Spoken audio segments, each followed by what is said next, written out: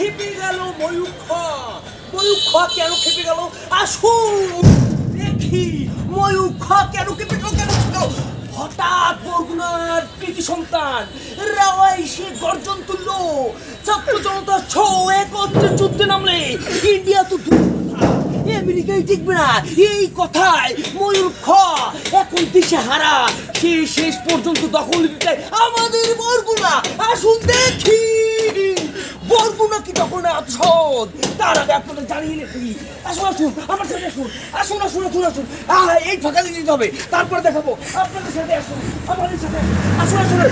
এইখানে এইখানে এইখানে এইখানে এবারে বলছি বরগুনা কি দখল করে সহজ। উনি বলেছে বরগুনা একটা হেলিকপ্টার বললে আর সামলাতে পারবেন তো। আমি বলছি দাদা, বাংলাদেশের ইলিশ খেয়ে এত তেল হয়েছে, সেই বরগুনার কথা ভুলে গেছেন। আসছে মৌসুমে যে ইলিশ খাবেন জিভে তেল মেখে বসে থাকেন। আমরা সম্প্রীতির বাংলাদেশ, আপনি ভুলে যাবেন না দাদা। বরগুনা হিন্দু মুসলমান বৌদ্ধ খ্রিস্টান সবাই একত্রে মিলেমিশে বসবাস করে। আপনাদের চিকন বুদ্ধি আমরা বুঝি দাদা। ওই কৃতি সন্তান একজন জেগেছে, এরকম হাজারো কৃতি সন্তান আছে। তাদের ভার আপনি সামলাতে পারবেন তো?